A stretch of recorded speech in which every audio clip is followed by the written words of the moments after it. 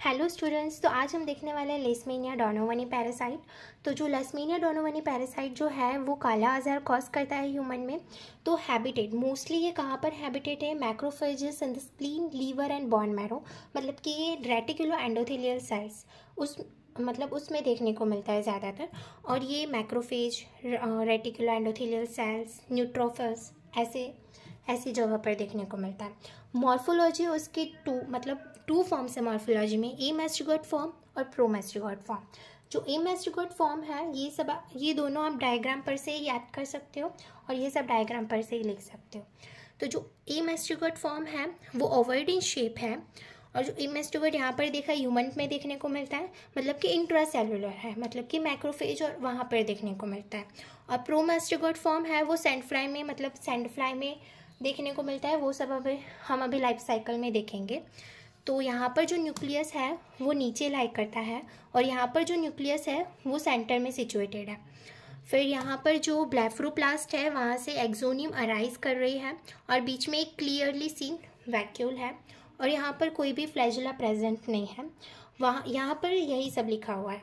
और यहाँ पर जो प्रोमास्टिगोइड फॉर्म है यहाँ पर देख सकते हो कि जो वैक्यूल है वहाँ से फ्लैजुला अराइज कर रही है और यहाँ पर फ्लैजुला प्रेजेंट होती है। ओके, देन अब हम इसकी लाइफ साइकिल देखेंगे। ओके, तो जो लेशमेनिया डोनोवनी है वो अपनी लाइफ साइकिल 2 होस्ट में कंप्लीट करता है। फर्स्ट होस्ट है डेफिनेटिव होस्ट जो मैन है और वेक्टर है फीमेल सैंडफ्लाई।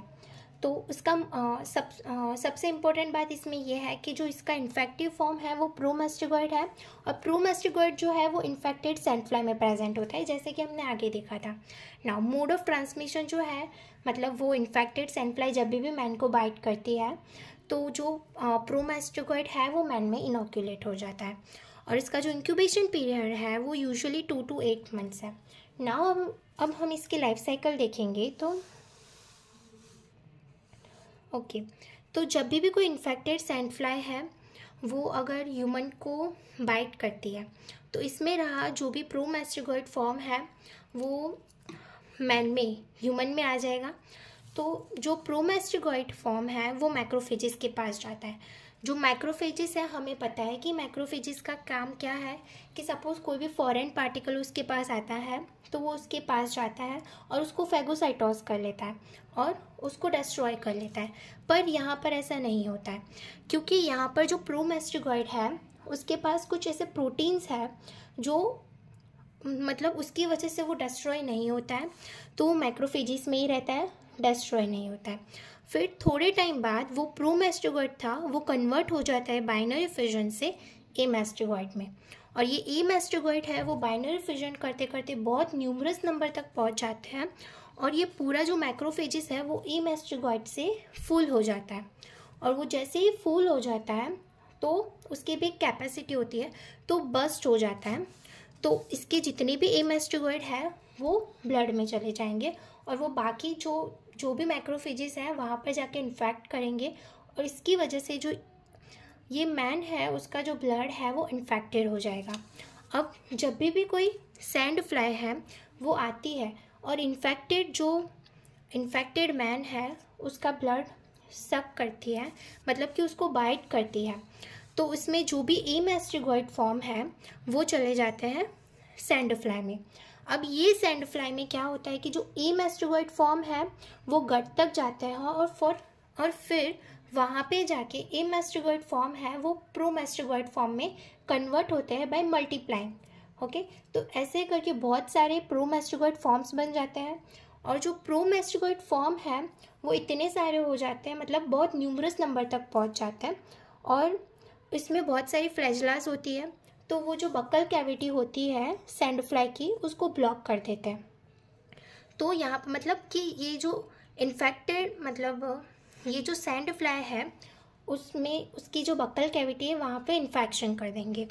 तो ये जब भी किसी ह्यूमन को बाइट करेगी तो जब भी वो ब्लड सक करने का ट्राई करेगी तो इसमें जो भी ब्लॉक हुए वो पैरासाइट्स है वो लॉन्च हो जाएंगे ह्यूमन में और ऐसे ही लाइफ साइकिल चलती रहेगी।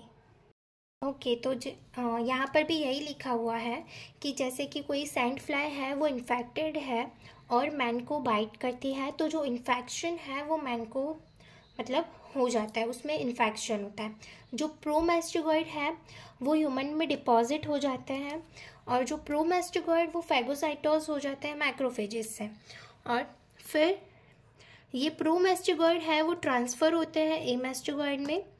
ओके, एंड एमास्टिगॉइड मल्टीप्लाई करता है बाइनरी फिजन से, और इतने सारे डॉटर सेल बन जाते हैं उसके कि जो मैक्रोफेज होता है वो डिस्टेंड करके रप्चर हो जाता है। और जब ही रप्चर होता है तो जो बाहर निकले हुए एमास्टिगॉइड है वो अदर मैक्रोफेजेस के पास जाते हैं और उसको भी इन्फेक्टेड करते हैं। अब जब इस टाइम पे कोई सैंड फ्लाई है वो इस ह्यूमन को बाइट करती है, तो उस ब्लड के थ्रू एमास्टिगॉइड जो है वो सैंड फ्लाई में चला जाएगा, और जब ये एमास्टिगॉइड है वो सैंड फ्लाई के स्टमक तक पहुंचता है, तो स्टमक में वहाँ पर मतलब मल्टीप्लिकेशन होता है एमास्टिगॉइड का, और प्रोमास्टिगॉइड में कन्वर्ट होता है। और ये प्रोमास्टिगॉइड मल्टीप्लाई होते होते इतने सारे, मतलब यहाँ पर भी बहुत सारे न्यूमरस हो जाते हैं, और प्रोमास्टिगॉइड में हमने देखा कि वहाँ पे फ्लैजेला होती है। तो ऑब्वियसली जो मतलब सैंड फ्लाई है वहाँ इन्फेक्शन हो जाएगा उसके बकल कैविटी में। तो इस इन्फेक्शन की वजह से जब भी वो किसी ह्यूमन को बाइट करती है, तो ये जो लॉज हुए हुए पैरासाइट्स हैं वो सबसे पहले डिसलॉज होते हैं ह्यूमन में। तो इसकी वजह से यही साइकिल ऐसे ही चलती रहती है। तो इसकी वजह से जो मैन है वो इन्फेक्टेड हो जाएगा, और ऐसे ही ये लाइफ साइकिल चलती रहती है।